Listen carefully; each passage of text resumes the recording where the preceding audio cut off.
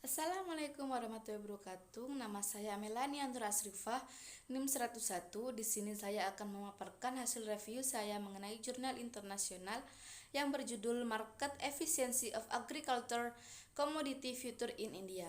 A case of selected commodity derivatives trades on NCDEX.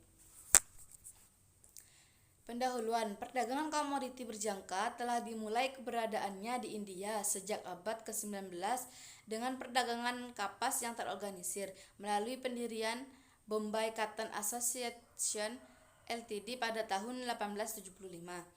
Sejak perdagangan komoditas berjangka diizinkan oleh pemerintah pada tahun 2003 dengan mencabut larangan perdagangan berjangka di semua komoditas dan memberikan pengakuan kepada bursa elektronik yaitu National Multi-Commodity Exchange of India, Multi-Commodity Exchange of India atau MCX, National Commodity and Derivatives Exchange NCDEX sebagai bursa multi komoditas nasional.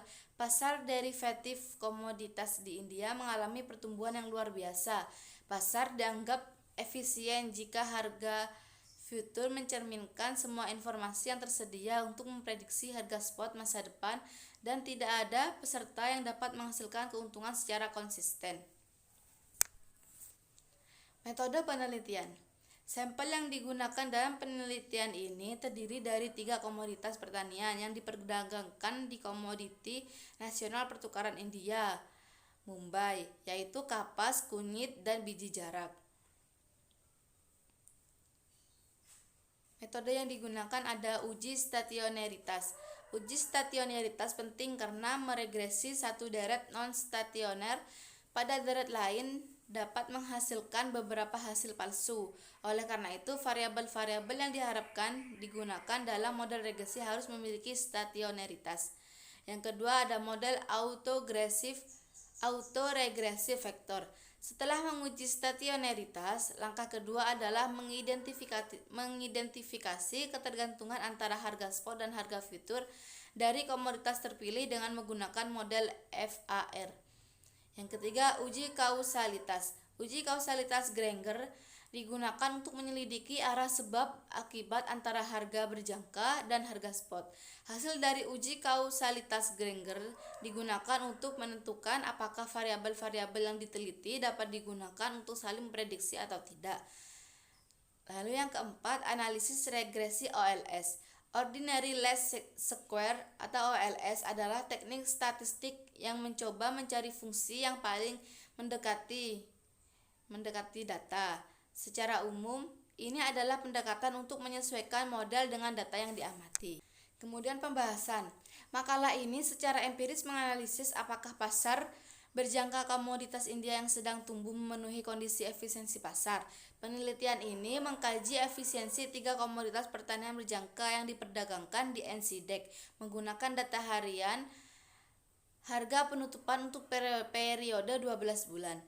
Alat statistik yang digunakan dalam penelitian ini yaitu model vektor autoregresi, model regresi OLS, dan model uji kausalitas Granger.